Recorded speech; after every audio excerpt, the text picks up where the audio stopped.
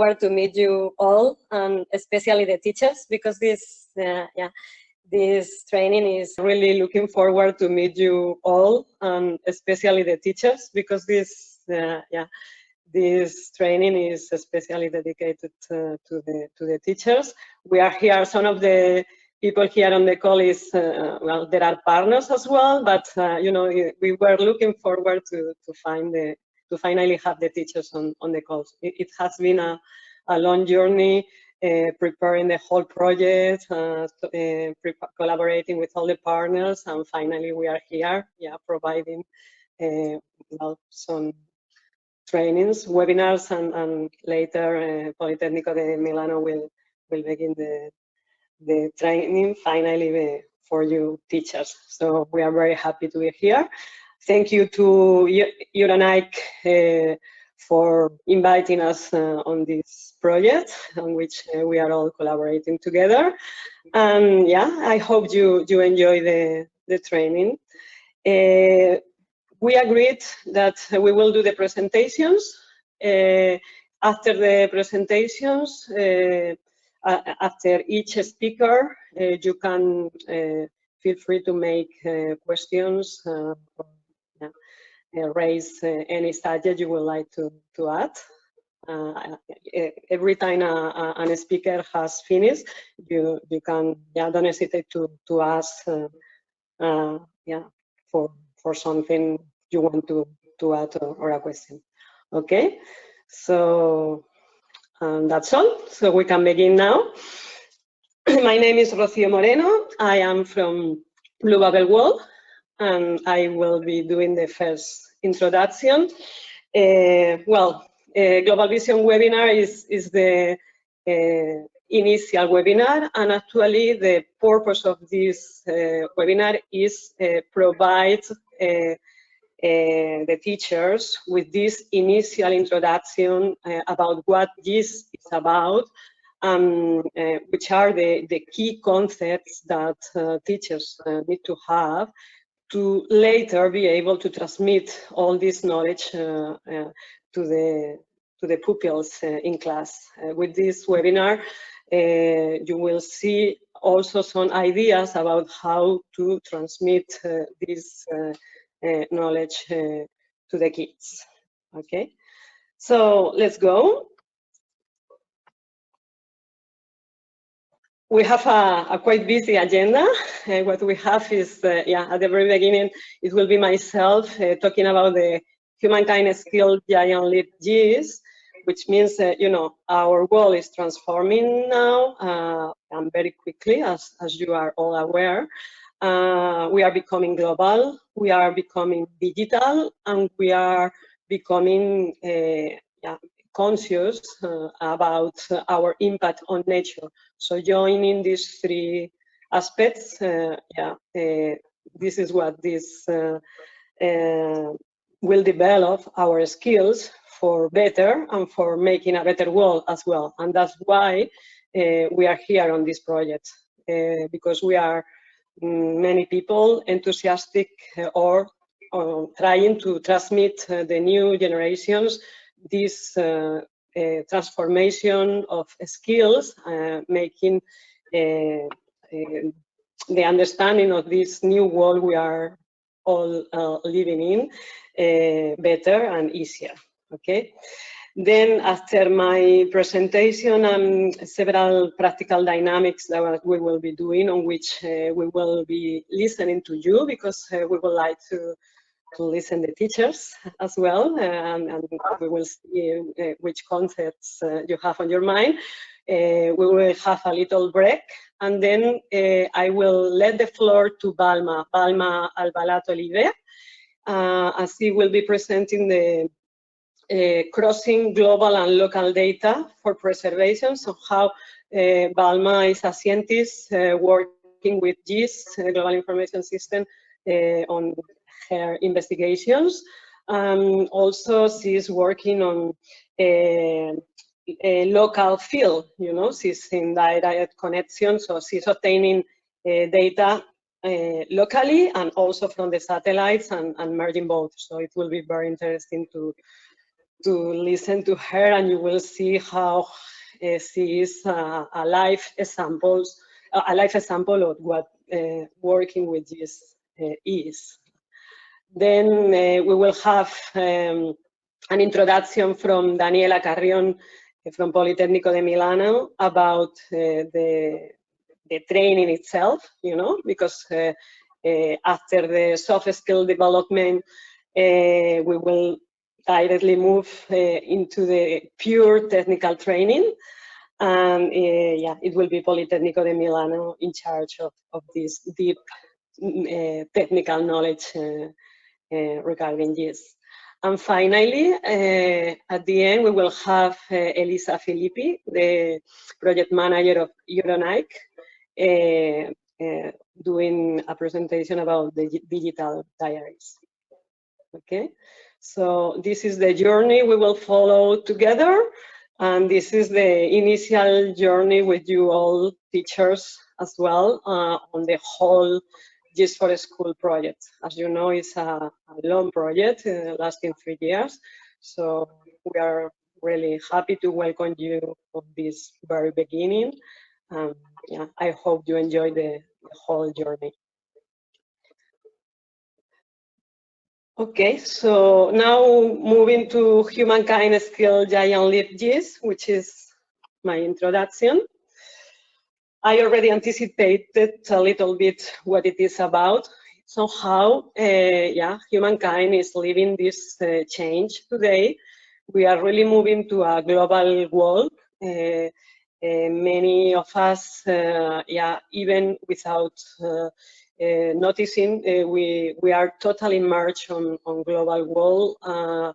Even people, yeah, every citizen every day is getting this, you know, global information system working around. Sometimes maybe we don't call it that name, with that exactly acronym, GIS. But yeah, for example, you every day are using Google Maps, for example, to find a location, or you talk with someone and yeah, I send you my location and this way you can reach me. All of that, yeah, of course, is working with information obtained from the satellites. And yeah, many other examples, you know, the time, yeah. So we are surrounded of GIS, even if we don't know it. But the idea of this training is to show you how, yeah, we can use it deeper and take advantage of it, you know. GIS, yeah, is global information system. So it's global, it's information. As you know, we have a lot of information. We are living on a world full of information of all types. Information that we receive from different instruments and measurements and different standards, and somehow we really need to cope to put this information together to make it useful. We need to know how the information was obtained and where exactly was obtained. So that's why we use the coordinates, the GPS coordinates. You know, for that, you know, we have this GIS, which is the science of where.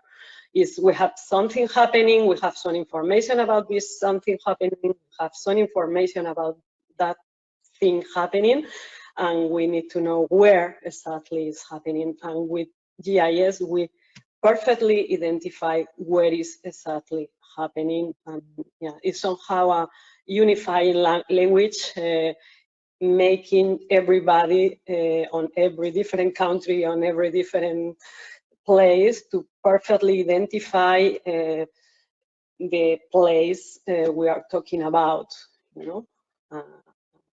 And then we have the S, which is system, which is, you know, the interrelation we have in our planet or in our ecosystem itself. The ecosystem could be the class, the ecosystem could be a community, the ecosystem could be a country, the ecosystem could be the whole planet.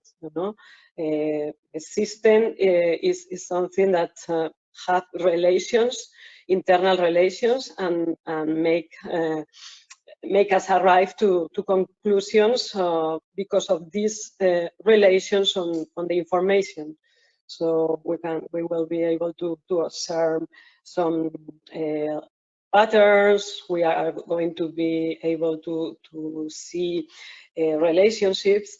So it's everything is changing so quickly. We have so much information about so many different things, so many events, that somehow we needed a new language to express what is all this information, what we have, where is happening all the different things from which we have information, and which are the relationships between all this information.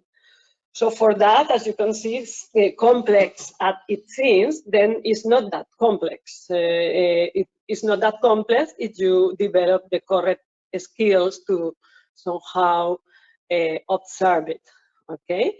At the very beginning, on my title, I said from Earth observation to space observation. Yeah, indeed, from the very, very ancient ages, the human has been always observing the world around. And it was an Earth observation. It was direct observation at every different place. But then now, moving on this global digital world we made available a lot of technology. And now it's possible this space observation, which means that we have those satellites, we have satellites that are capable of getting information from our planet. And with this information we have, we are able, with this GIS language, to create maps. We are able to create maps, or sometimes just getting some discrete information as well, but somehow we have a lot of information that we are getting at a global level, like general observed from outside the globe, and we are able to observe more things about these interrelations we have on the different aspects.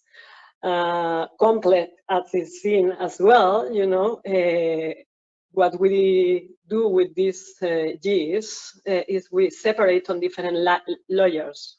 We separate on different layers all the different information we have, and we observe on different levels, and then we see the relationship. But yeah, sometimes we focus only on the technology, but the key observer is us, so how that's why I mentioned we should never forget that the most advanced technology is not the technology that we created, but the most advanced technology is ourselves. And this technology, it won't be working if humans, we are not skilled enough to really understand it and really somehow speak this language of observation, of design thinking, structuring all the info, so that's why it's really key for the new generations to be deeply skilled on these new skills, new global world digital skills. And yeah, for these skills, we need to have also some preparation, cognitive preparation that we had before, for example, when studying science, and those skills that we had before are the STEAM, which are science, technology, engineering, art, and maths skills that on some of the schools, they are really deploying them and developing them. There are many projects working on somehow motivating the pupils and the science teachers on continue developing those skills. Okay, so basically that we should focus on ourselves, so on as somehow the learning. In this case, you teachers, you should focus on yourself to embody all this knowledge, you know, to understand the skills you have yourself to be able to understand this technology, and then be able to transmit it to the pupils in class, to transmit them also the passion for this investigation, because sometimes, yeah, this information, yeah, is a lot of information, and somehow the learning of GIS and understanding the different phenomena that we can observe with GIS is a work of investigation. It has different phases. It has the part of sensing, understanding, then the part cognitive, then the take some actions, and sharing the info and share it on an accurate way, you know, and to share it on an accurate way and on a global language that everybody understands. So these are the challenge we have, you know. We are now a beautiful team here of different teachers from 4 different countries. We are going to become somehow global. At the very now, we were working each of us on our country. Now we will become more global with this project. Then we will become digital. As you can see, we are already with the registering with to this training as well, and for everything we are going to do. Now, for example, now the Mentimeter questions, we became digital, and then we should be part of a system. Somehow we are going to be interrelated to each other. So we will share info, we will do collaboration, and we will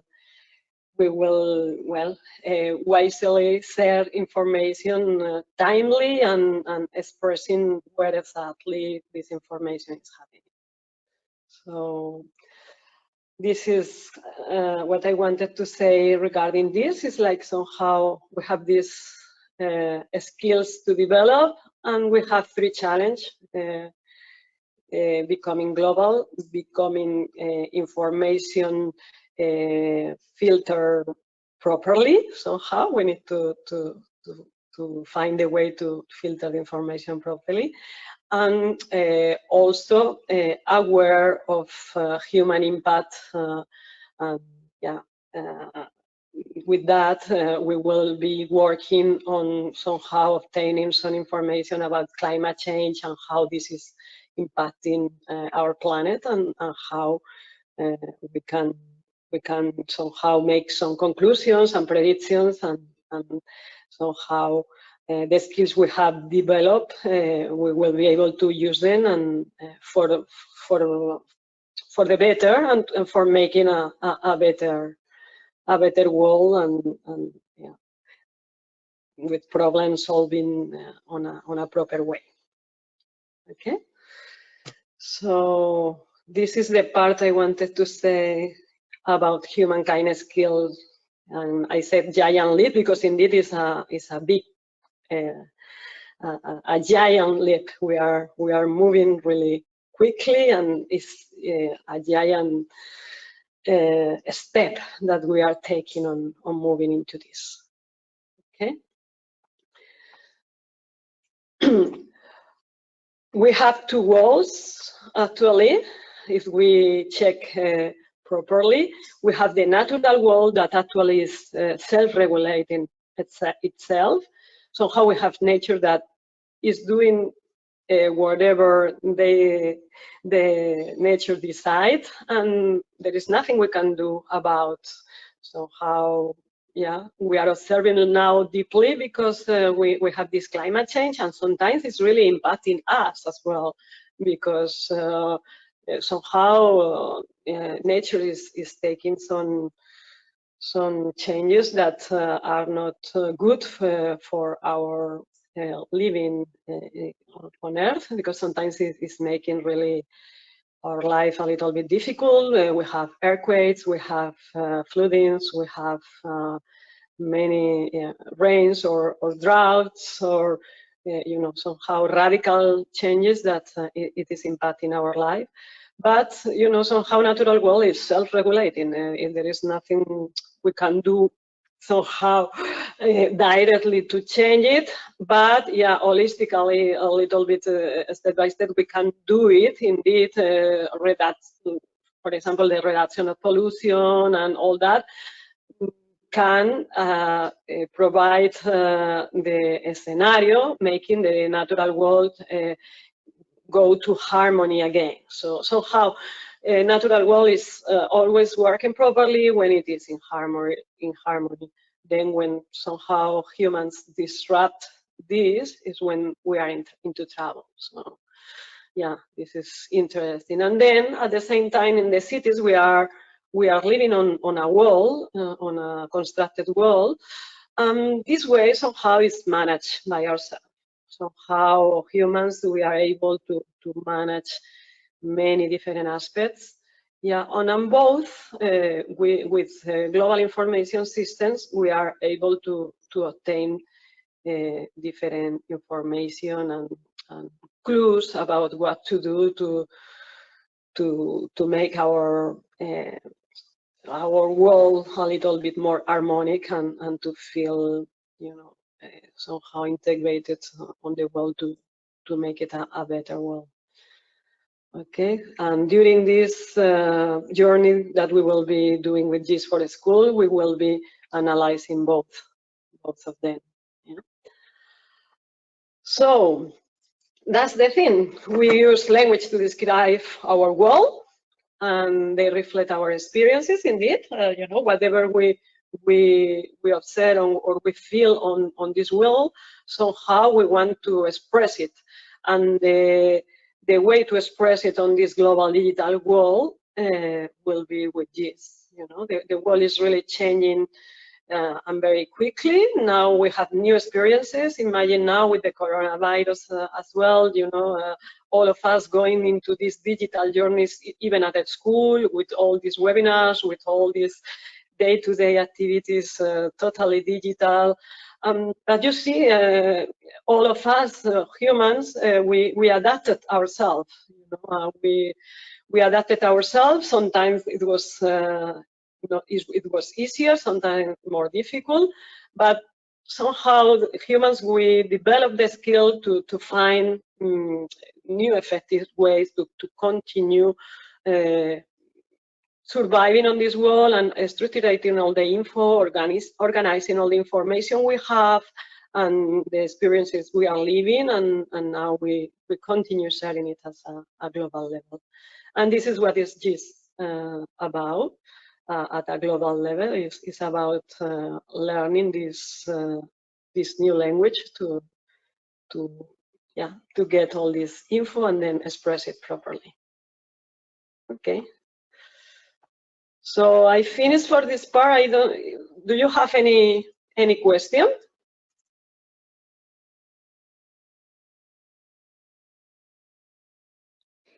Sorry to interrupt. If you have any question, you can write it down in the questions poll, in the question section, sorry, of the platform or in the chat, and we can read it afterwards. Thank you.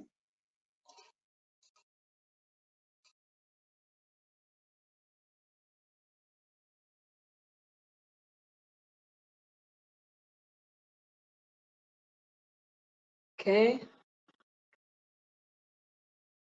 Any? No questions so far. No questions? Okay, so that's good. It was pretty clear. So now we can move on our soft skill development. For that, somehow, let me share Mentimeter screen. I don't know if you have already your computer close to you and your smartphone. If you have your smartphone ready, then you should type www.menti.com, and then you are going to be asked for a code. The code you should put is this: 400-64887, the one you see on the screen.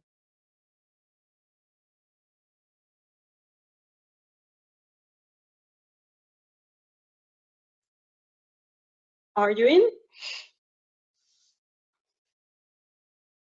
I will give some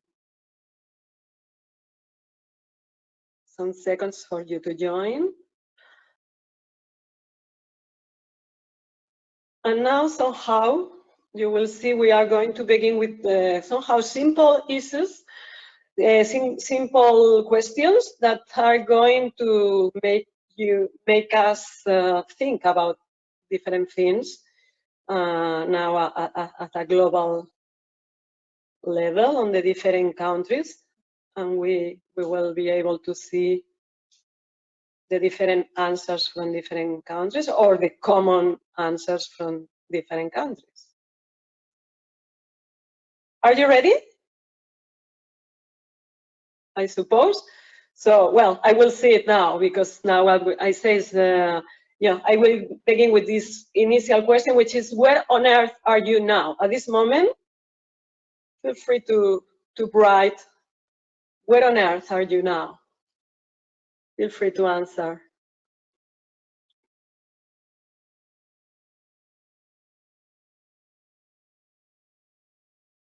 When you put the information, you press submit.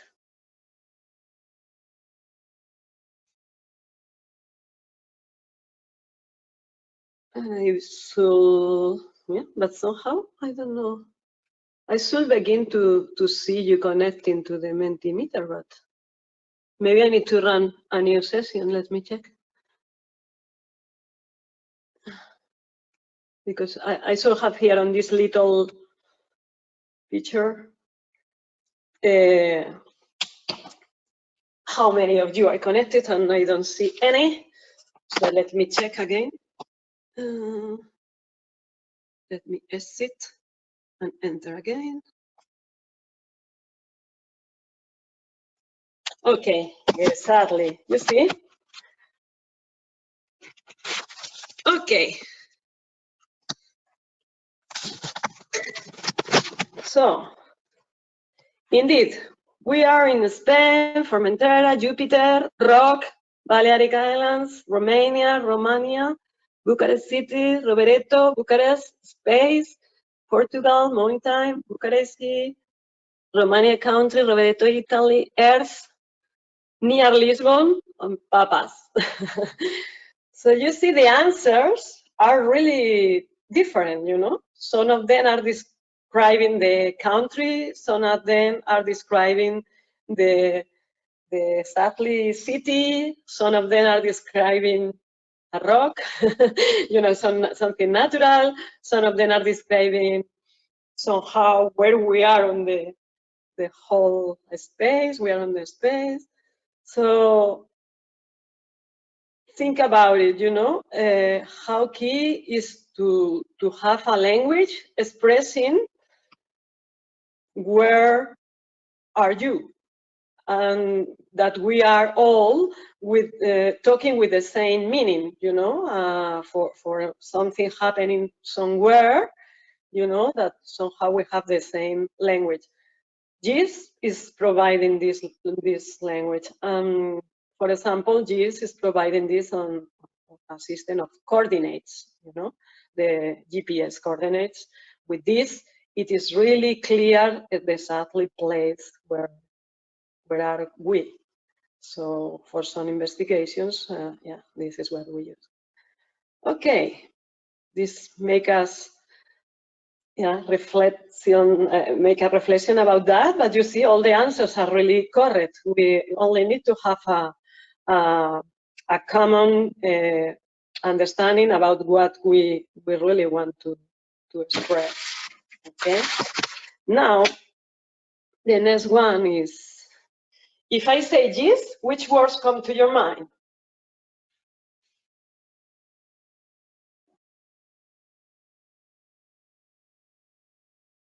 Now, somehow you need to move to the, you should receive the same, the following question.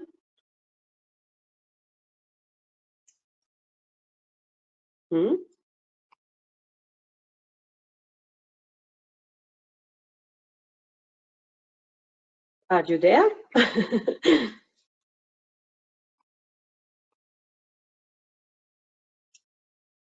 Hello, hello.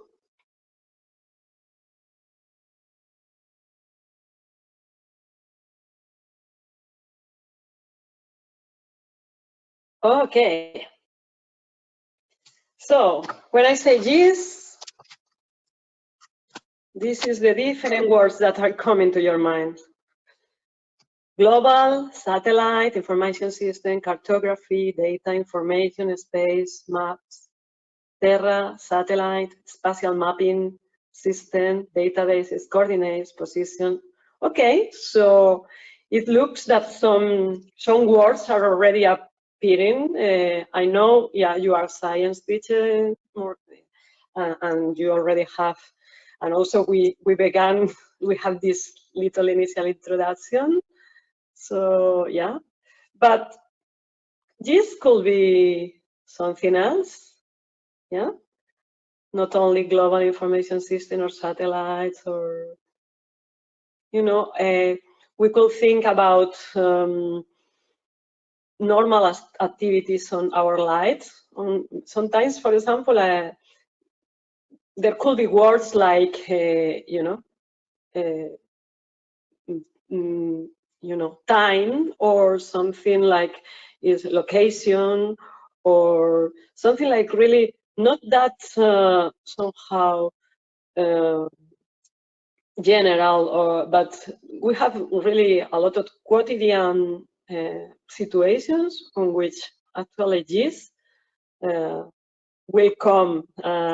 It's not coming now, but you will see after the training that probably the words that will come will be many others. We will see how nice is see this evolution of ourselves.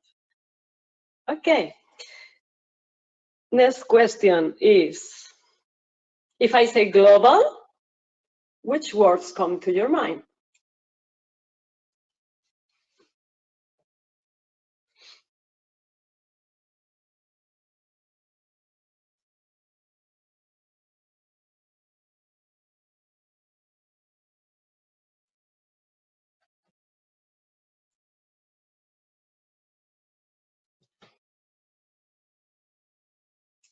Okay.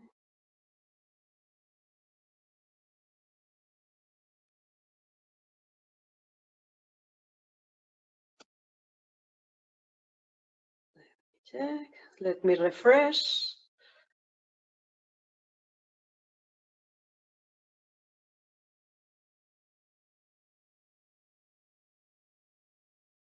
Okay.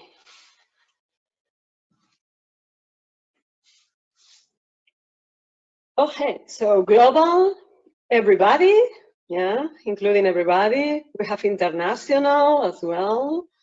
We have interaction, global interaction, of course. We have everything, yeah, taking into account everything on yeah, it's global as well. Diversity, yeah, contemplating all the different aspects, yeah. People, we have Earth, yeah, a global, yeah, the Earth globe, yeah. We have world, we have application, yeah. We have total, we have terra, everywhere, worldwide, and we have geography, indeed, as well. So, indeed, we have as we said, this global is not only global about planet, the globe, you know, like global regarding planet, but it could be global regarding some aspects, yeah, like including all the aspects on a specific subject. You know, this is global. You know, we are talking about a global solution is including all the aspects for this solution, but it doesn't mean it is global at a planet level. Or yes, it could be. So that's why we will see how somehow is really a matter of language. You know, and this global information system will allow us to have this view more clear and communicate better to each other. Yeah. So, and if I say information, which words come to your mind?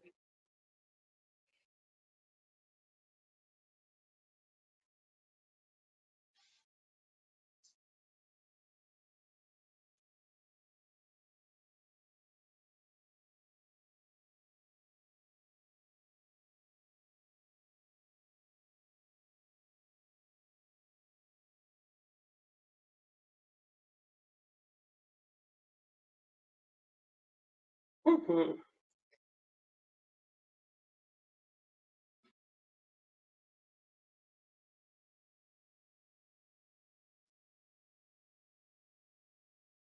Okay, we have regarding information, we have numbers. Indeed, we can have numbers explaining, giving us information in numbers, in measurements, in data. Yeah, information is everything. Yeah, interesting. This one, you know, everything is information. Exactly, every single sign we can have, a sense. Yeah, it will be information about something happening. So everything is a good option too. Yeah, a good answer. Science, yeah, science. Somehow this is the science of information, of structuring all this information and knowledge. Yeah. Okay. So if we continue moving forward, we already saw a little bit about this as well, is system. If I say system, which words come to your mind?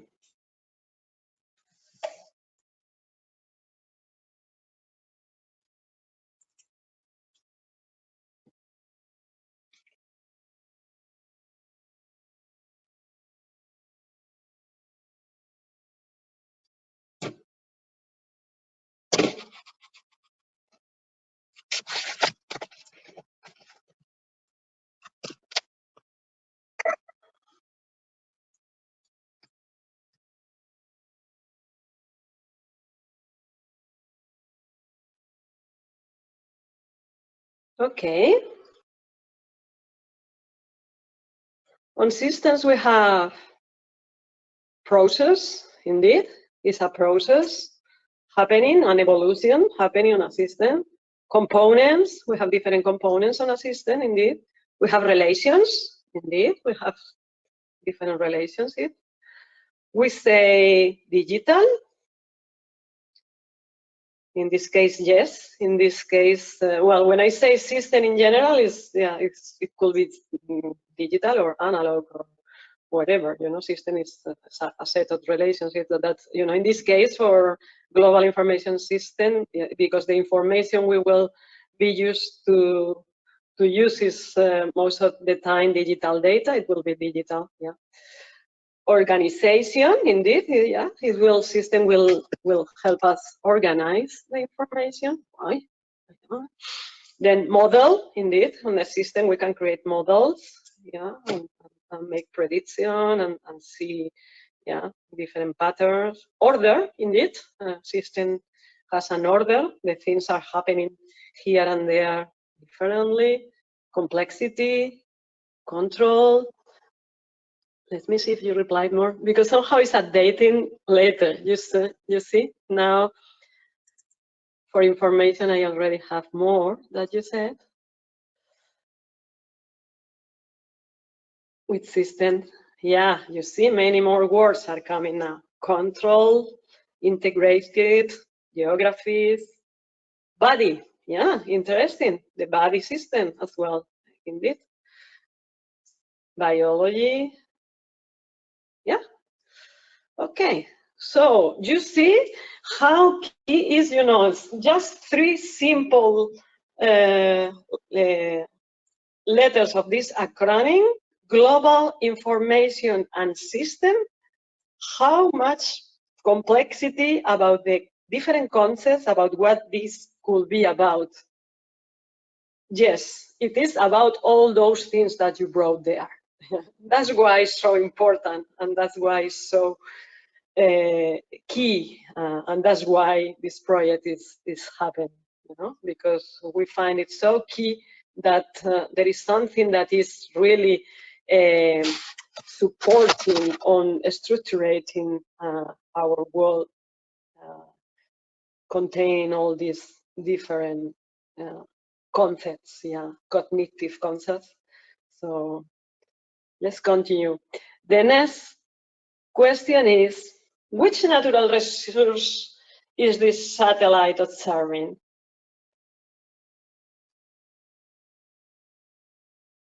What do you think it is? Observe deeply. Maybe you identify any of your countries as well.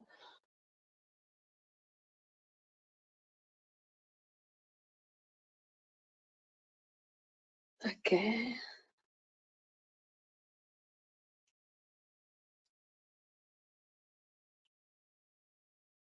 A storm, indeed, clouds, wind. Yeah, what else?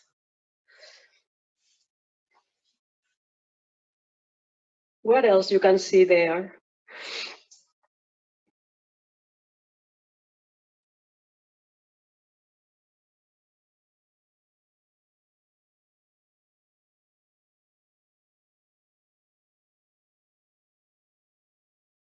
I'm moving backwards and forward because this is the way to have it refreshing your words.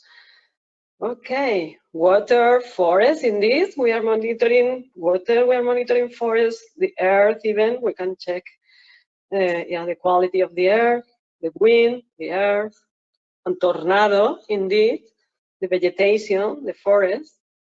Okay, with no additional information, it could be something, yeah. Any of you guess which country it was? Any of you want to try to see if identify the country? No? Hurricane. Okay, you will for sure identify which country it is. Okay, then which country?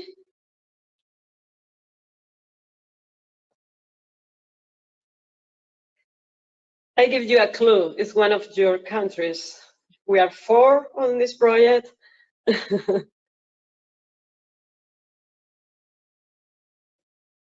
Which one? Portugal, Spain, Romania, Italy?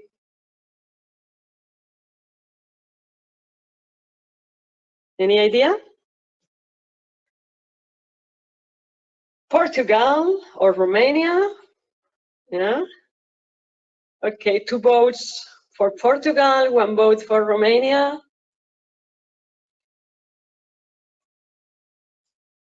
Is guessing? Someone else wanna try? I'm going to refresh again.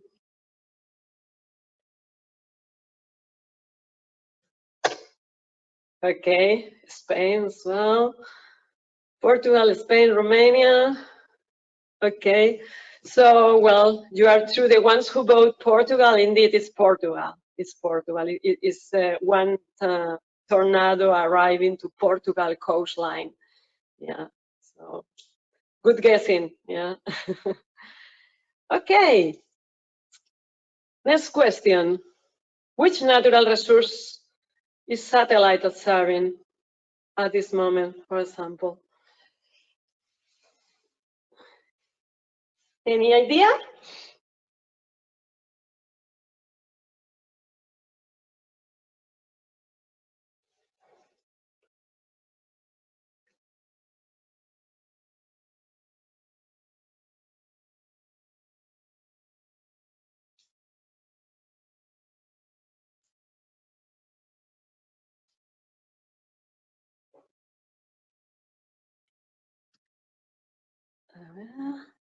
Let me refresh. Yeah, so how we are observing mountains or rivers. Now I see some specific like Carpathian Mountains. Yeah, some of you already identified what it is. Geothermal, glacier, wind. Yeah, good. So yeah, is the Carpathian Mountain? Yeah. Which natural resource is satellite observing on this other image? This one is a little bit small, actually. And actually, it's a comparison between two moments. One moment before the pandemic, and then the second one is after the pandemic. I don't know if you see it big enough, but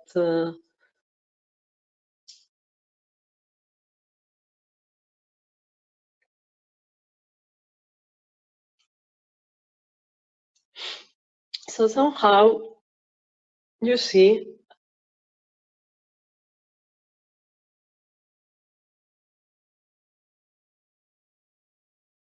okay, we can measure temperature, climate change, indeed, quality of the air pollution, CO2 emissions. Indeed, actually, this is one of the key images that was shared. You know, the comparison of the evolution of the air pollution before the pandemic and after the pandemic. Yeah, where you saw it clearly, no, because of the map, but the country is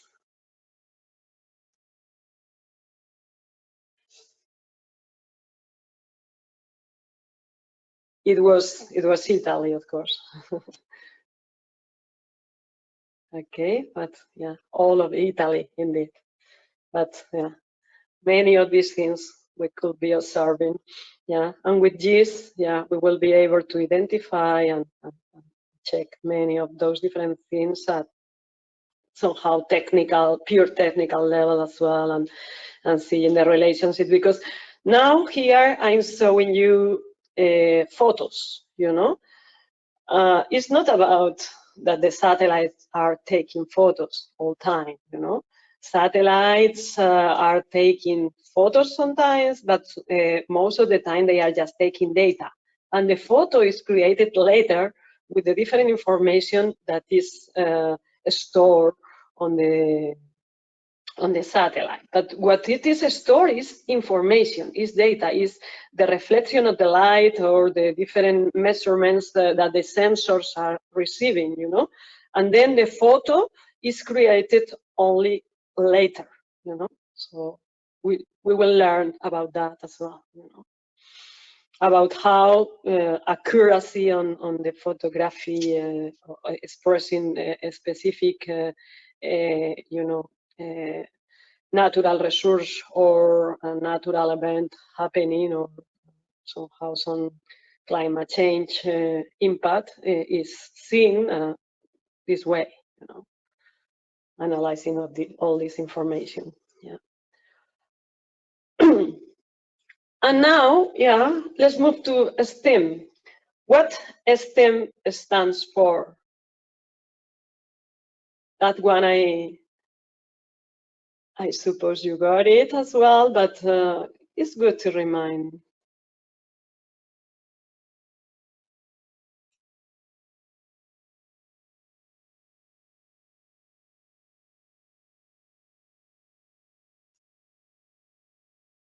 technology, engineering, science.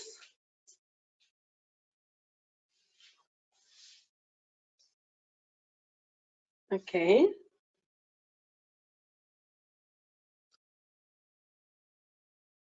Indeed, is science, technology, engineering, art, and maths. Why art? Art, at the very beginning, and you will see some documentation before, from some years ago, there was no A. There was no, it was only a science, technology, engineering, and maths. But somehow they included art, because somehow when we do something regarding technology, engineering, science, and all that, we wanted to express it also on an artistic way, and also to make it like beautiful, you know, because somehow sometimes in technology and engineering, we forget about this part, and this is a part that is really important as well. So that's why it was included, the part of art, because to make it somehow harmonic, and you know, to make it somehow somehow beautiful to see as well. Okay, so that's good guessing. This one is, if I say science and GIS, now making the relation between both of them, that's the thing, you know. GIS is the science of, think about it, which type of science we can do with GIS? Which science can use GIS?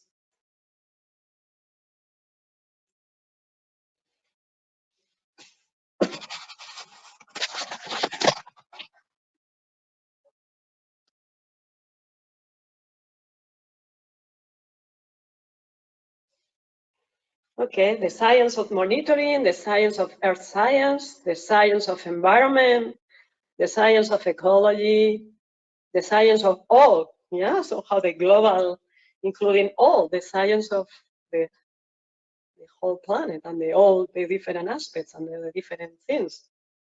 Very good. Good answers. Yeah. The science of spatial, indeed. Geospatial, we are going to focus on this, on geospatial. The science applied to society, indeed. It's the science that's new society already changing is going to use. Yeah, and the science of where.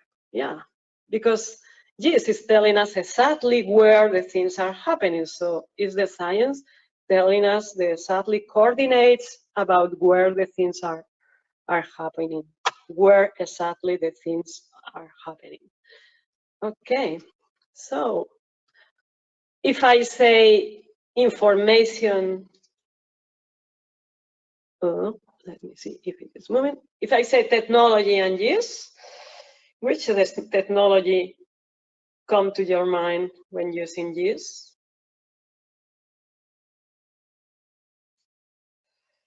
And I see we are going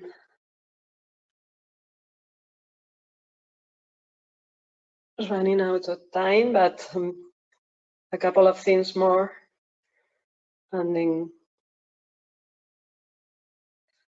if I say engineering,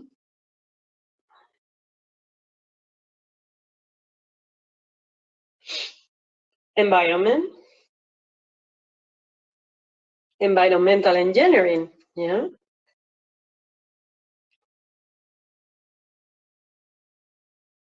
Yeah.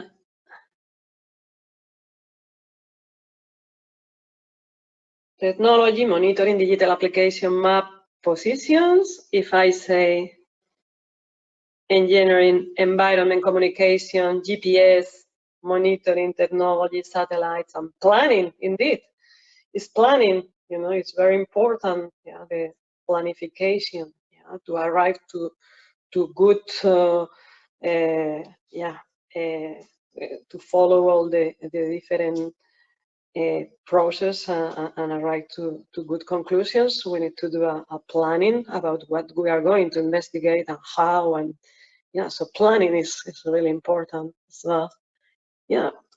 If I say arts and GIS, what could we talking about? I told you a little bit about, you know, so how is to avoid to make it seem, yeah, beautiful as well, the technology. Now in engineering you added predict issues. Indeed, we are going to predict. What about art? Oh, data visualization. Yeah, indeed.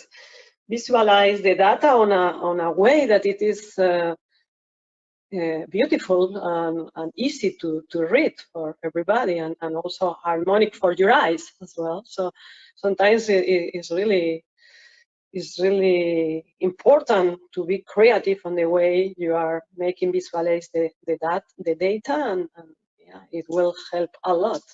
Easy to understand data and the pictures, the colors. Indeed, this is what is art and GIS. That this is what we will be using also during the training. Okay. Now there is more cartography, indeed, images, color, graphic design, indeed. With that beautiful graphic design, we will have, yeah, better and more communicative documentation, and yeah, it will be easier to transmit the information we want to transmit. And picture, colors, cartography, beauty, indeed. Okay, and what about if I say maths? Okay, so we have graphics on a map, essential.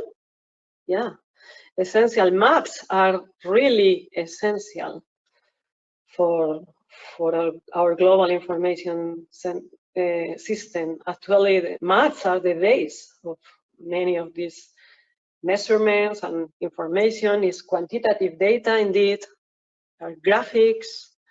So indeed, Mark, maths are essential. Yeah, calculations. We will be doing calculations, numbers, graphs. We will use geodesy, essential, trigonometry, binary code, raster calculator, indeed, topography. Maybe some of you already know these concepts like raster calculators. Some of them know, but those who doesn't know immediately will begin to know about it after the Polytechnic of Milano training. So yeah, I hope you are ready for that. Okay, but and all that, you know, somehow we this is the last question actually, is, you know, somehow we are human, as we said, and we have all these different skills, you know, but which are really human values associated to these skills on science, you know? Which type of values, you know, a person should have inside to do. So I will say an example. For example, for me, is a key value is focus. For example, in science, you need to be really focused on what you are doing and really, you know. So, which other human values you see as necessary to have during on these skills?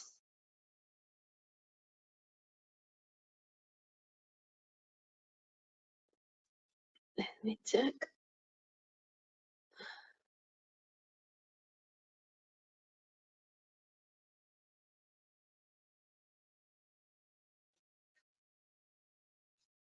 Oh, okay. So accuracy, indeed, accuracy, to have information that is really, yeah, well, human value to be accurate on what you do. Curiosity, indeed, the human values to be working on this technology and observing this skill and utilizing this, yeah, curiosity about the world, about the things happening, about the processes. Yeah, curiosity. Integrated learning, indeed, because we are putting together all the different science and the different aspects, you know, the science, technology. So it's like multiple intelligences we are putting together. Perseverance, indeed. Sometimes you want to, it's hard enough, and sometimes it's you would like to stop it, but yeah, perseverance guide us on the investigations and continue trying to finally have what we were looking for. Discipline, indeed. This type of investigations need discipline and make it the things like really structured and on a planning properly planning and discipline, following the same different things. And yeah, scientists know a lot about that. Life, indeed, you know, the life value makes you investigate about all that, you know, and everything somehow, everything, many human values, and the versatility as well, to be versatile and be able to adequate yourself to the different aspects, you know, it's a human value that is really, but passion as well, indeed, knowledge, the capacity of abstraction. Yeah, sometimes we are dealing with something that we cannot prove an evidence. But somehow with GIS, with Global Information System, we are able to somehow get out of this abstraction. So, but at the very beginning, when you initiate the investigation, you need to have this capacity of abstraction, perseverance, curiosity, open-mindedness, you need to be really open, smart, you need to and this is the part also of engineering, you know, you need to have the engine yourself, you know, to the creativity to find the correct observation, you know, objective vision, and as well, you know, diversity and everything. So this is the end indeed of this part.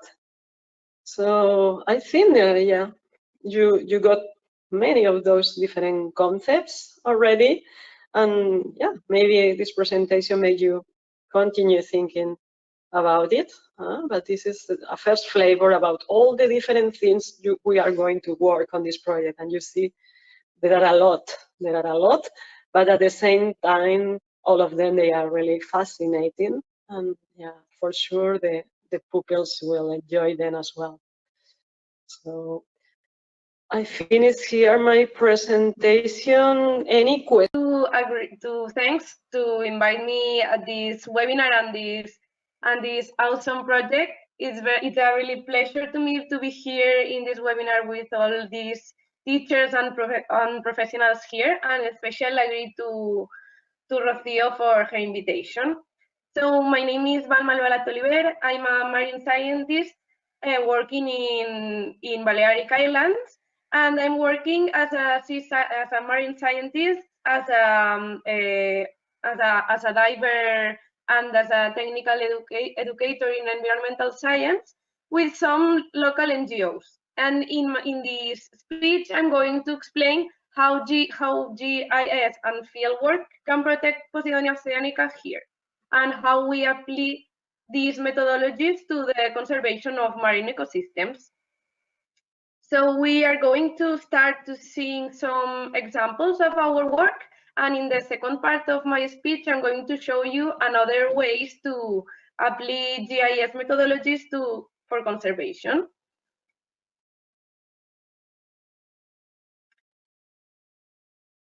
So I work in two NGOs. One is named GenGov, and this is in which we work with GIS, and we focus our research in Posidonia oceanica meadows. For those who haven't heard of Posidonia oceanica, this is a marine plant from Mediterranean Sea that you can only find it in the sea. So that's the definition of endemic marine plant. So why we study Posidonia oceanica? Because it's one of the most important species in Mediterranean marine ecosystems, because of the ecosystem services it provides. For example, they provide food or a good place to rest for other species, such as marine tortoise or fisheries resources. And nowadays it's protected by many international and national laws. And here in between Ibiza and Formentera Islands, we have one meadow that is declared as a human heritage by the UNESCO. So how we work? We combine file sampling and GIS methodologies to measure every year the environmental health of seagrasses, to be sure that they are in a good state and we are not damaging it with the human activities. And the principal methodologies of GIS that we use are GPS, boat tracking by satellite information, public data, also from aerial data or by satellite too, image processing, and maps and story maps. These are the most common GIS methodologies in science. So the most of examples that we're going to see are going to be maps, okay? So now we are going to see some examples of success by applying these methodologies. First of all, I have to apologize because we work in a very local way, so some elements of the maps are going to be in Spanish or in Catalan, but don't worry because I'm going to explain everything. And if you have any questions, you can write in the chat, and I'm going to explain all that have there. So the first example I'm going to tell you about is about our investigation of the anchoring impact on Posidonia meadows. So the first step of our work is the field work.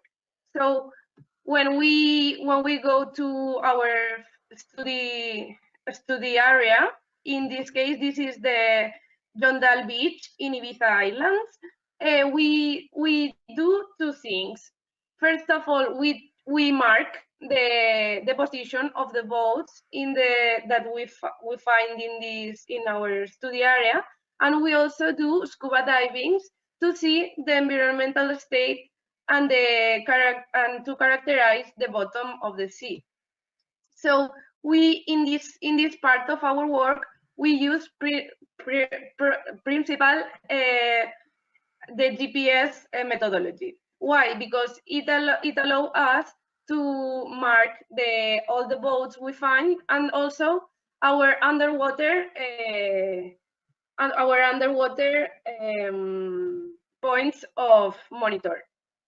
So at the end of the field work, we build a map like this, and you can see that we have some different shapes in this map.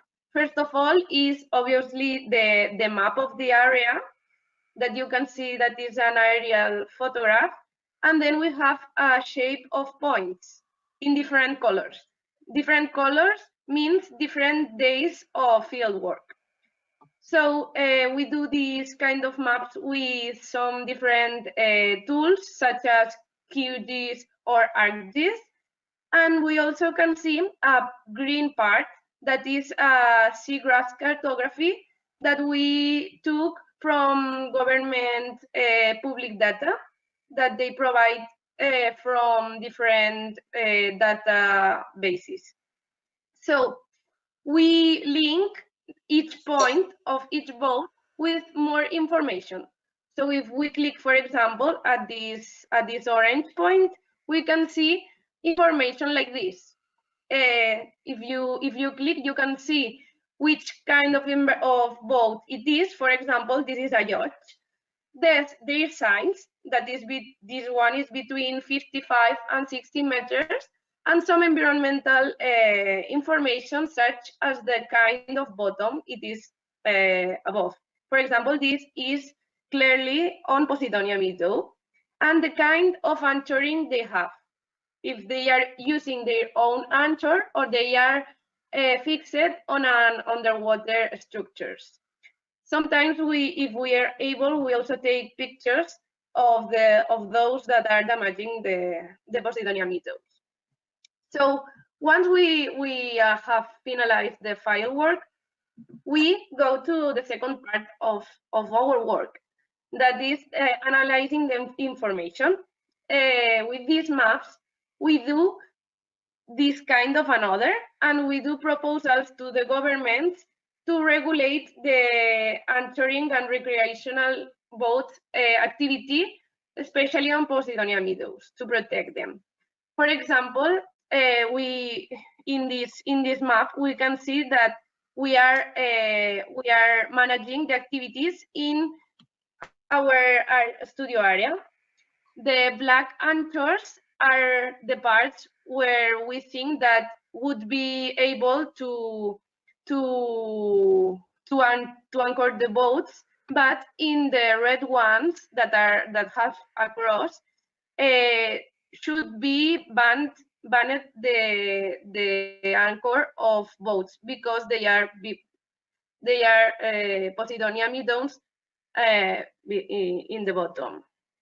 So in this one, we combine also our field data with government shapefiles of marine space management and protected areas, also to see if we have more protection in some areas that we couldn't see in the field work.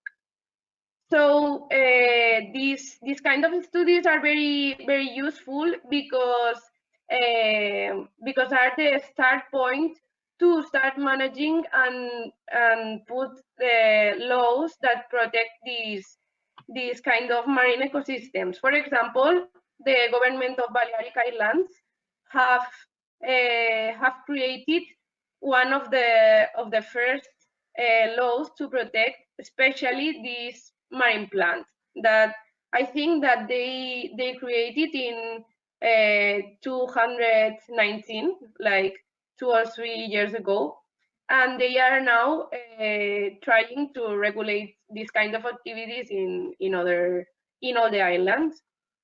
So, but how we have more examples of this use, and we use also story maps to communicate our investigations. Which is the difference between maps and story maps? Story maps are an interactive maps. We used to communicate the maps with images, but with story maps we go one step far, because I don't want to speak too much, but if you want, you can explore this one, putting this link in your research in your computer, and if you go there, you can see a page that has two sides. One, it's an interactive map, such as Google Maps or something, other tools that we use in our day to day. And we have another part that is about text information. Specifically, this is an example of one of our investigation about the situation of wastewater treatment plants of Ibiza and Formentera. And why we study this? That's because the wastewater treatment plants are one of the impacts that can damage in a very hard work the Posidonia. That's because the sewages can contaminate the waters, and that can develop in a death of the meadow, or maybe in a slowly lack of good health of the Posidonia oceanica ecosystems. So in these kind of tools, you can explore the different sewage plants of Ibiza and Formentera, and you can see also the differences between them in their technical characteristics, but also in their depuration index. That shows us how are they working, if they are properly cleaning our dirty waters, or if they are not. And finally, I want to show you also this other tool that is called Marine Traffic, and this is an online portal that everybody can use, and we use it to monitor the boat traffic in tourist season between May and August, to estimate the boat occurrence in our studio areas. And it's a very cheap and very easy way to estimate this impact from home, especially nowadays that that mundial pandemic are limiting a lot our studies. But there are more ways that we can use GIS to protect these ecosystems, and I want to show you some other information that I think that can provide you tools to explore this world of GIS. So in my final degree investigation, I was analyzing which methodologies science use to protect Posidonia, and I found that I analyzed 1,147 articles, and 19 of them use GIS methodologies, and most of them are used to monitor the impact in Posidonia oceanica meadows due to coastal development and beach modification. Why? Because Rocío has shown us that satellite information can provide us a very good pictures from the air of the places of the world. So it's very important, these kind of methodologies, also to study the impact of boat anchoring, as we have seen now, and also to study the troll fishing. So now I'm going to show you some different examples of these researches. So as we can see, we can also use GIS methodologies to model potential habitats. How? Also, again, creating maps, but using different information. For example, we can use optical satellite imagery combined with acoustic data and in situ data. It's the most common thing that we are going to find the maps are combining different methodologies, because each methodology has its own limitation. And for example, from optical satellite imagery, we can find information from very far places where we can't go by boat, or it's very difficult to do field work. And we can also, in this map, we have some different colors, and they estimate the probability to find Posidonia in this area due to the physicochemical characterization. For example, combining all this information, they conclude that in the most deep green areas you have a lot of probabilities to find the Posidonia meadow, but you are not going to find them in the most salmon or pink places. So this is a very powerful tool to do a first cartography in places that have not been studied before. Another example is using aerial images to study the evolution of a seagrass. For example, we have here two pictures of a place that shows the that has taken in two different moments. In the first picture, marked with an A, it was taken in 1979, and the second one was taken in the 2000 in the nowadays. And you can see that this is a place where has been building a harbor. So you can see that all the green parts were Posidonia oceanica meadows, but if you look the top of the seagrass meadow, we have here a clear loss of seagrass in all the parts that they have built the harbor. So it's a very aerial images are very powerful to study the historical the story of different ecosystems and how they changes due to the human activity. Finally, we can also cartography meadows based on satellite data. As Rocío has been explaining, we can also take information, not only pictures, from satellite. So this is a clear example of it, because they use different intensity values from different channels of light spectrum. So they take these reflectance intensity values and link it with different bottom types of the sea. So based on this information, we can do a cartography and know what kind of ecosystems we have under the surface of the sea without diving in it. This is very interesting because it gives us a lot of information without swimming in the water or diving.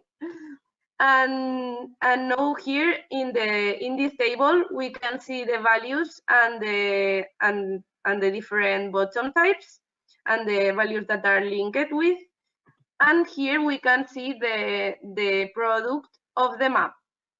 So in every part that have stripes, we can find Posidonia meadows. In the white places we found sand, and in the black one we have rocky bottoms. But if you see, there's a very big part in gray that shows that it's unclassifiable.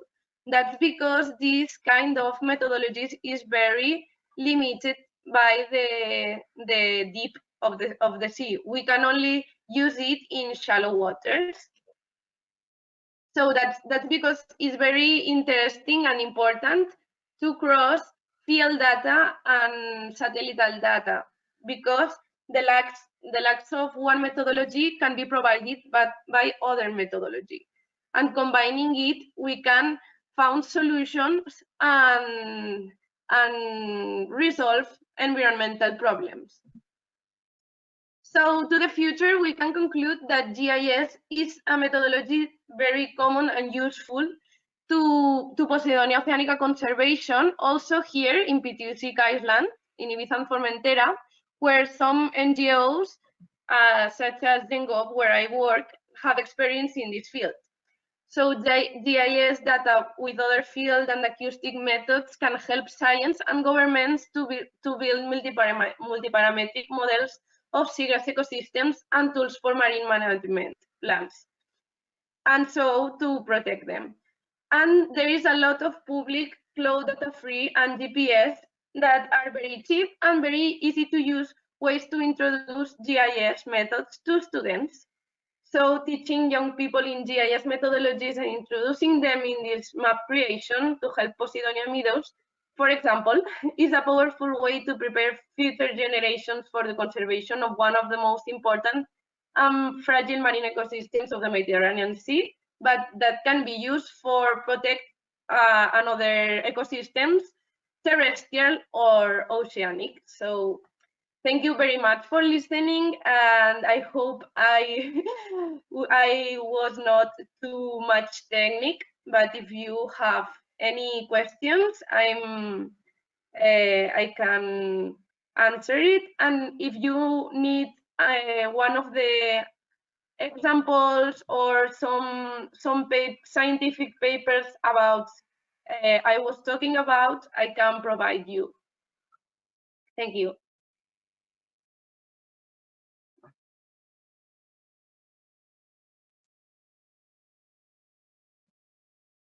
Thank you, Balma. Thank you for your presentation. It was great.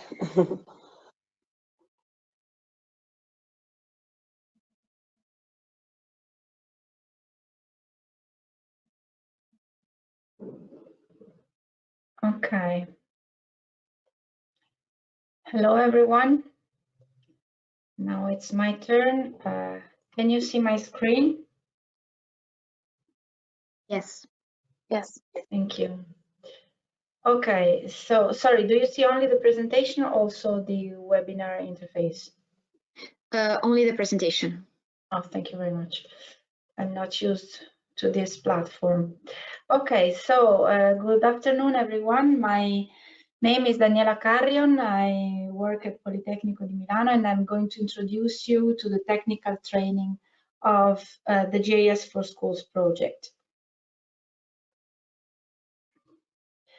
So first of all, our team is from Politecnico di Milano, which is a quite large university devoted to engineering, architecture, and design. We have huge staff members and number of members, and 46,000 students. We are providing our teaching now in blended mode. Unfortunately, now we are only online, but we are trying to do our best in this difficult situation for all of us. The team of Politecnico di Milano involved in GIS for Schools is Professor Maria Brovelli, who is Professor of GIS and who is involved in many organizations, UN GGIM, ISPRS, and UN OpenGIS, and so on. Myself, who teach GIS and also geospatial data processing and mapping for crisis management, which is a topic which I will introduce the teacher to during the training, and Professor Marco Gianinetto, who teaches remote sensing and survey. These are some of the organizations we are involved in, and we also are part of the GeoLab, which is a laboratory devoted to geomatics and Earth observation, which includes many young researchers who helped us in preparing the material for the teaching, and who also, some of them you will know during the training. Our research topics go from open source GIS, Earth observation, big geodata, but also voluntary geographic information and citizen science, land cover, geospatial web, and so on. So we work on Earth observation and on the management of geospatial data in a GIS environment. So our training package has been designed according as much as possible to the needs of the teachers. We try to keep the material as simple as possible in order to make it clear and fast to learn, and in order to be able to pass this material to the pupils at a second stage. The competencies that we have included into the training package are mainly data visualization and GIS analysis tools, but also Earth observation, and the final topics regard the geospatial data management, but also the Copernicus program and some of the services which are related to climate change and emergency management. What about the training package? So one of the goals of the project is to provide the training together with the training package. So some material that can be used during and after the training in order to have a source or reference for all the topics that are treated. The first proposal was to design a 100-page document. In the end, we decided to provide a more interactive document, which is based on hyperlinks, but which can also be printed into the form of a traditional book. It will be exceeding the 100 pages, but as you will see, it is because it includes lots of figures, which should help in following the topics, in particular for what concerns the practical training with the software, so that there are screenshots explaining step by step what is to be done. The hyperlinks can also help because at the first part of the training, you have the teaching of the basic concepts which are used afterwards for the practical training. So with the hyperlinks, it is easy to go back and forth and to refer to the topics that are used during the practice. The training will last 4 days. In the end, the idea is that these you will be the teachers involved into the training that we are going to provide, but in the end, the project will require the teaching again from your side to 180 pupils. The training package comes also with other activities which are provided by the project. As you can see, today we have a webinar. In total, 2 webinars are foreseen by the project, but also videos will be provided, as well as a help desk, as well as the training package that I introduced, and also the learning activities that I'm going to introduce. So all these should provide the necessary tools to be able to fulfill the goals of the project. Unfortunately, due to the pandemic situation, our training is going to be provided online, but this maybe could be also more easily dealt with your actual situation. So everyone will be able to connect wherever he is or she is to the training. It will be provided online next week from the 15th to the 19th of March on the Microsoft Teams platform.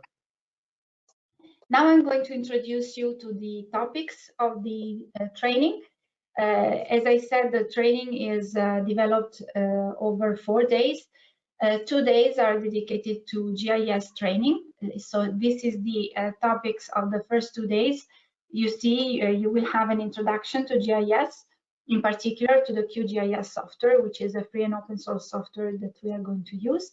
The basics of mapping will be introduced, such as the coordinate reference system, projections, and the codes for corresponding to EPSG. Then GIS data modeling, including raster and vector data, and also the format of GeoPackage, which is included into the QGIS. So here you see some of the tools which will be explained with respect to QGIS. Then here you see that also the web services will be introduced, the Open Geospatial Consortium services, which allow to share the data over the internet according to proper standards. You will see how to access these services with QGIS, and also how to extend the functionalities of QGIS with the processing toolbox and the plugins. Here you see a list of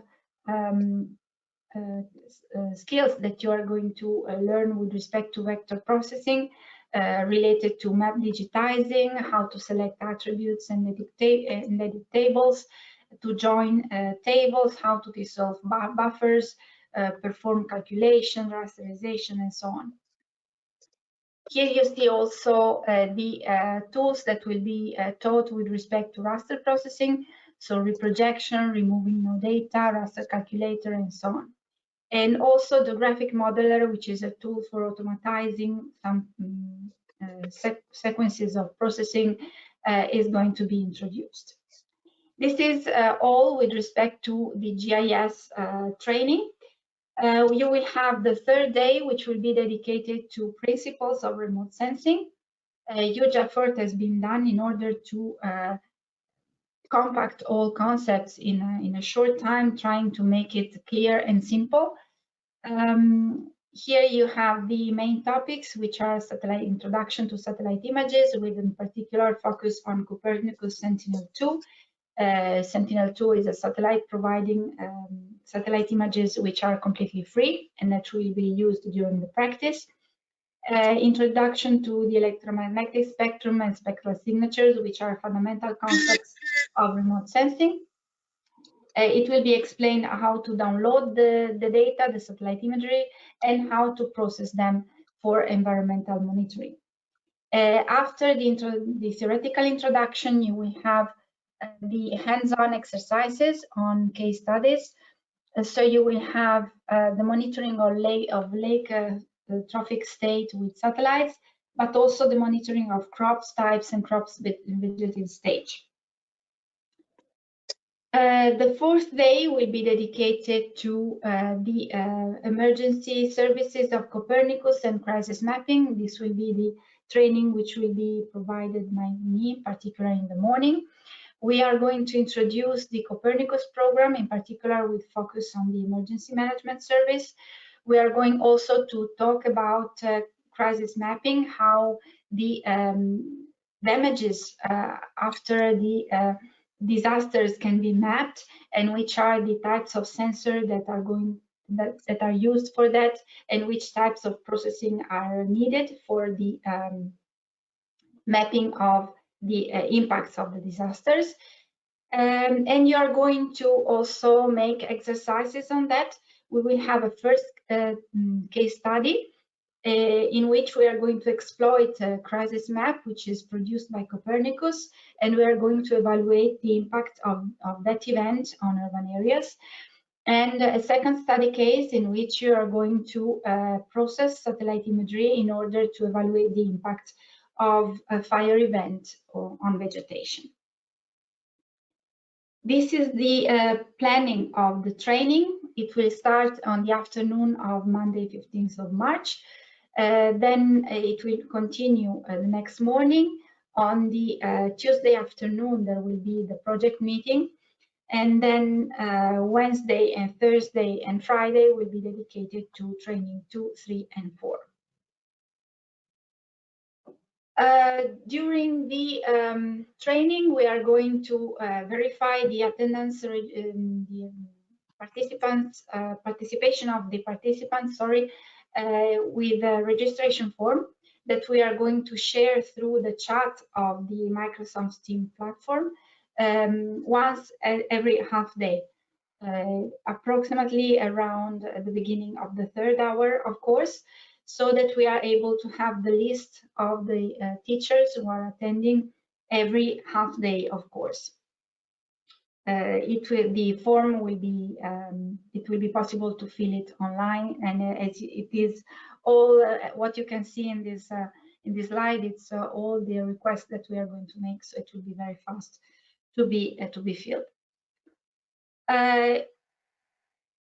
You have received the document or you are about to receive it in order to download the software and the data which are needed for the course. So I remind you, please, to do it, and to do it very well in advance, in particular because you have to install more than one device, not only the QGIS software, but also some plugins. So please follow these instructions as soon as possible. These are the data that are to be downloaded before the training. So you can see that apart from the first day, which requires a very small amount of data, for day 3 and day 4, you have to download lots of data. So please try to do it very well in advance. Also, this file will be shared with you. Here you can find the plan of the days of training, as well as the links to the rooms for the training. So every day you will have to check which is the link dedicated to that day, and you will have to access it online. Microsoft Teams can be accessed through the browser, but we recommend that you install the software, which is free and which is much more stable. So it's better to connect through the software that you can download. Here you see the links for the first 2 days, and here you see the links for the other 2 days. Don't worry about this document because it will be shared with you. Okay, that's all from my side. I thank you for your attention, and I'm here if you have any questions about the training. Thank you, Daniela, for your presentation and the clear instructions for all the teachers. Yeah, looking forward, yeah, to have them all on the training. Yeah. Now we will let the floor to Elisa Filippi, the project manager of GIS for School, who will be presenting the digital diaries.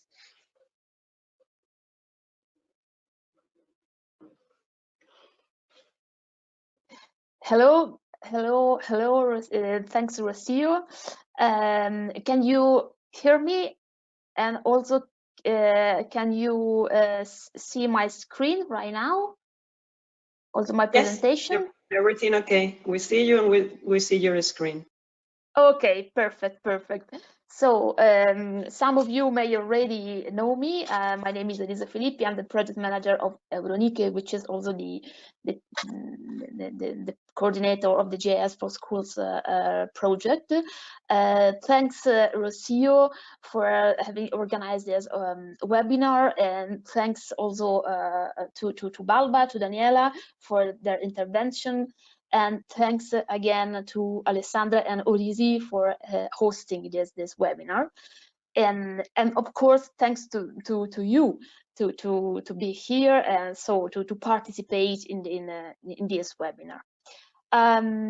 I invite you really, if you have any questions or any doubts or if you want any clarification about this webinar, but mostly about the training that you will start next week.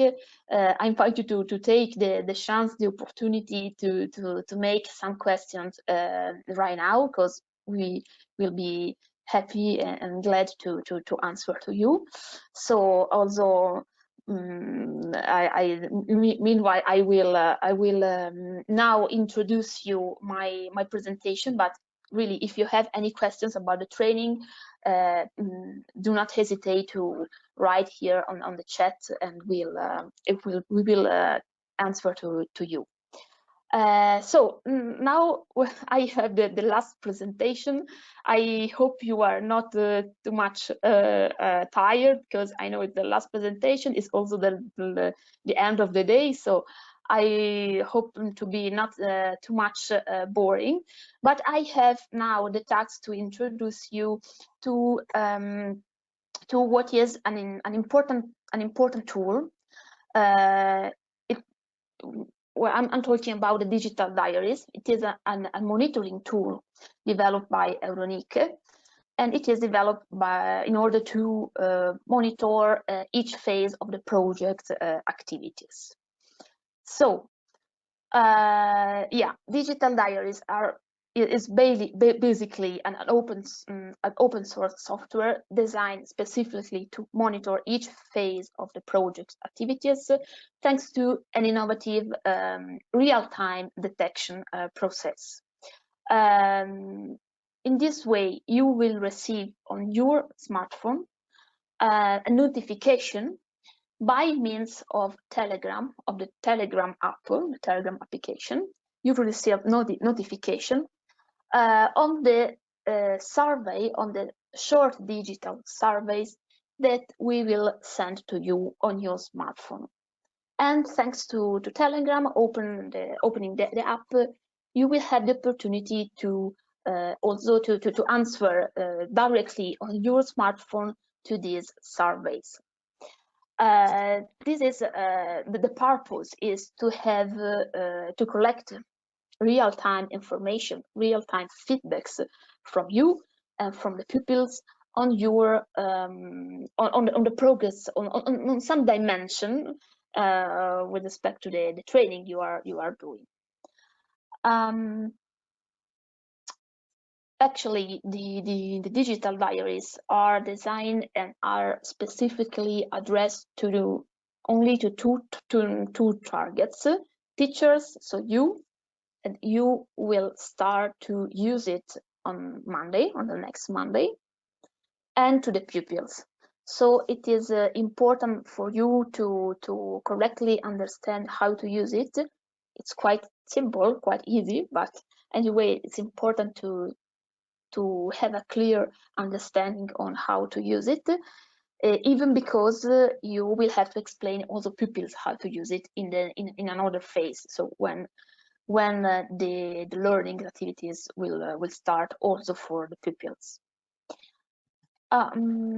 What are we going to investigate through digital diaries?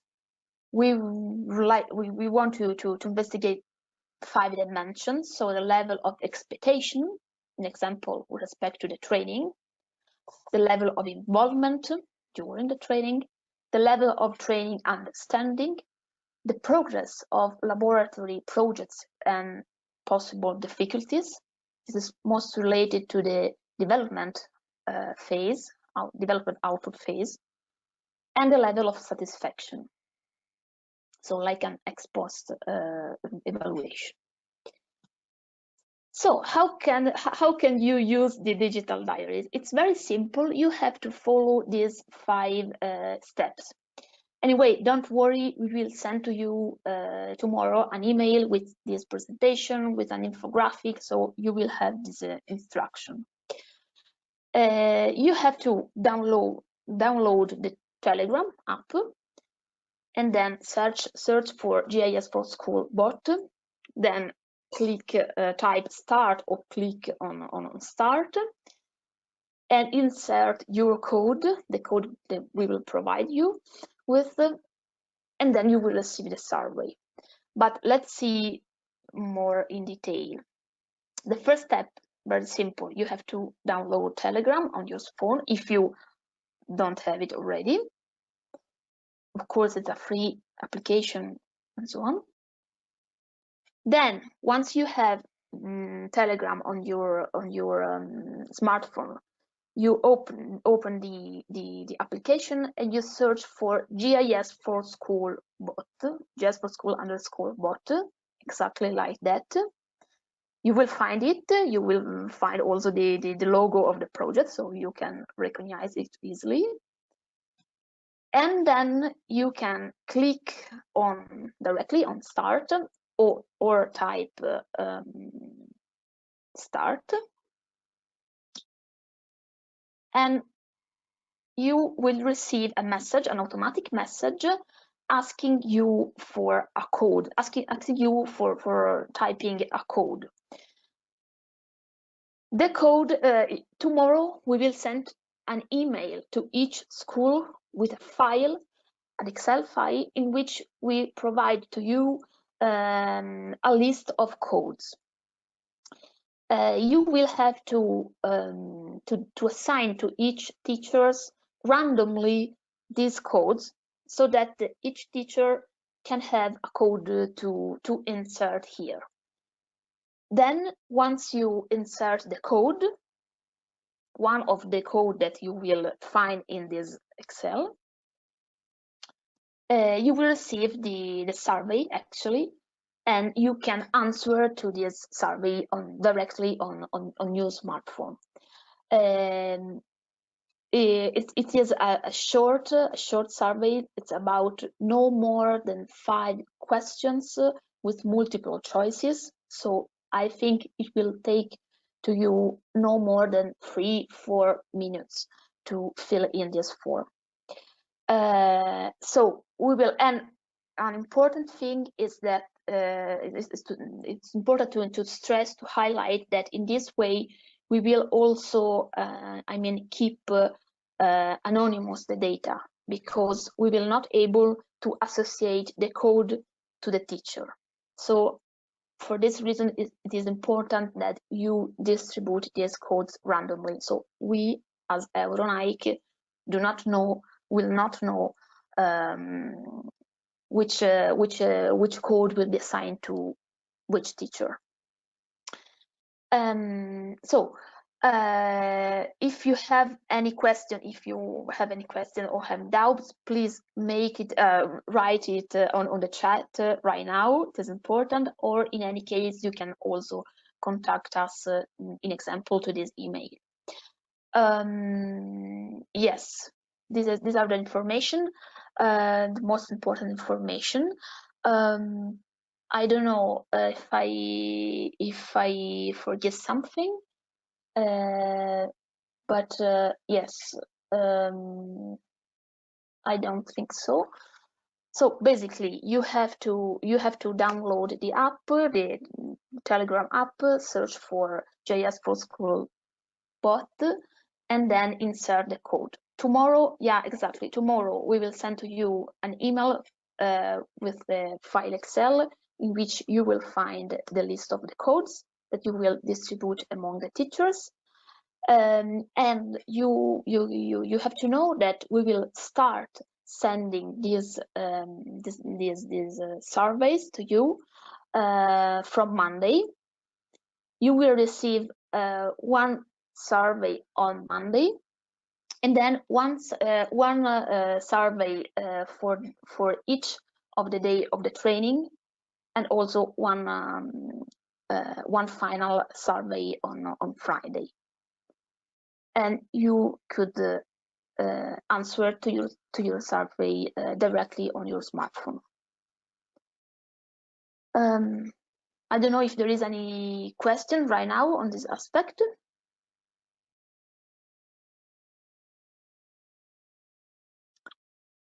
I don't see any question on the chat, but if you have it, please do it. Yes, so Elisa, there is one question from Vania Rodriguez. She asked if they are going to use the same code every time. Yeah, exactly. Each teacher and then each pupil will use the same code. So you will have to, you have one code, you will use it all the time, and you don't have to insert the code every time, just the first time. So the first time you will insert the code, and then we will send to you the questionnaires directly on Telegram, and you will have access to Telegram, and that you can answer to your survey. But you will not ask to insert your code every time, just the first time.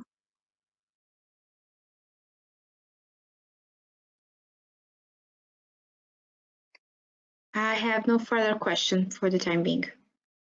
Okay. Okay. Anyway, tomorrow we will send to you the email, the code, and also the infographic, and also all the other instruction.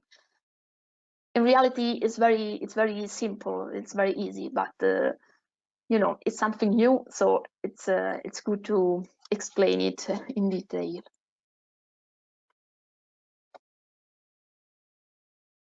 Okay, so if this is all finished, then we can wrap up and we can close the webinar, the Global Vision webinar here.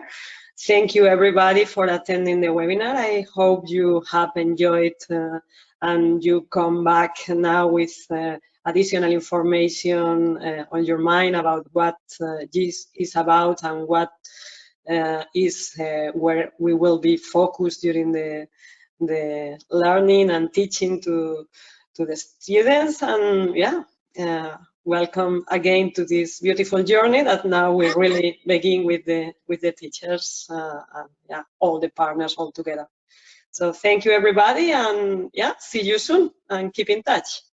Any question or doubt or something additional you want to add, feel free to contact us, contact Elisa, contact me, or contact other contacts you should have, that Elisa and myself, we can, we will be more than glad to reply to your questions or comments or proposals. Thank you. Thank you, and have a nice afternoon. Thank you. Thank you. Thank you.